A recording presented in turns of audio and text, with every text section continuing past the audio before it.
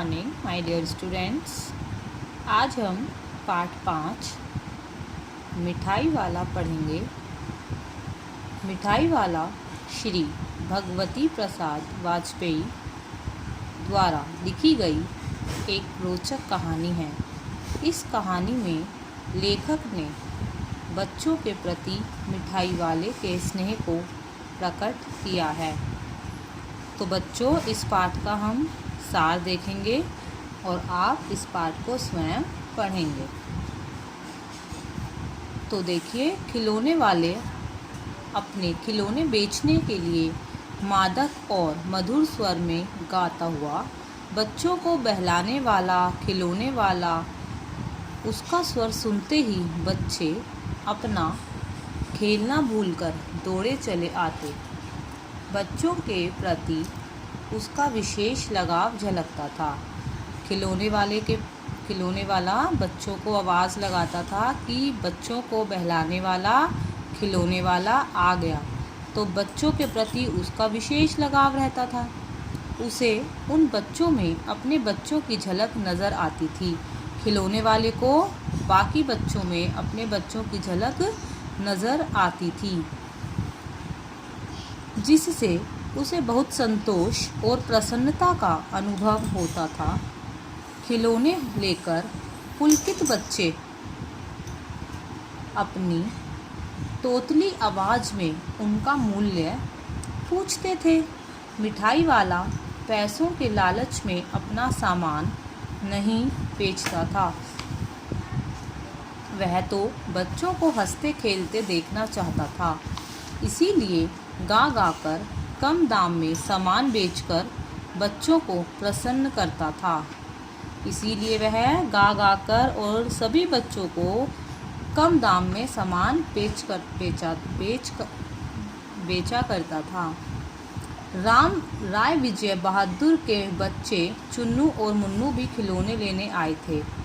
अब इस पाठ में राय विजय बहादुर हैं एक, और उसके दो बच्चे चुन्नू और मुन्नू भी हैं जो कि खिलौने लेने आए। खिलौने ले जाकर उन्होंने अपने माता पिता को दिखाए, तो उनकी माँ रोहिणी खिलौने के दाम सुनकर सोचने लगी कि इतने सस्ते खिलौने वह कैसे दे गया। राय विजय बहादुर की पत्नी का नाम रोहिणी है, और वो खिलौने के दाम सुनते ही सोचने लगी कि वह इतने सस्ते खिलौने कैसे दे गया। लगभग 6 महीने बाद वही व्यक्ति मुरलियाँ बेचने आया। वही व्यक्ति क्या बेचने आया? मुरलियाँ बेचने आया। वह मुरली बजाकर सबका मन मोह लेता था। रोहिणी ने जैसे ही उसकी आवाज़ सुनी, वह समझ गई कि यह वही खिलौने वाला इंसान है। वह सोचने लगी, इतना सस्ता सामान बेचकर इसे क्या मिलता होगा।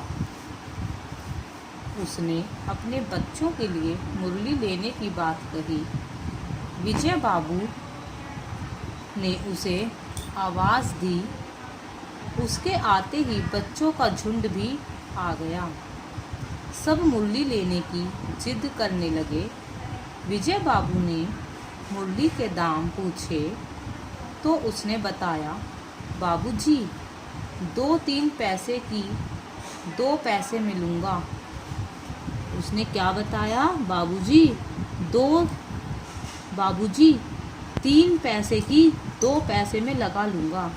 मुरली वाले ने क्या कहा कि मैं 3 पैसे की 2 पैसे में लगा लूँगा।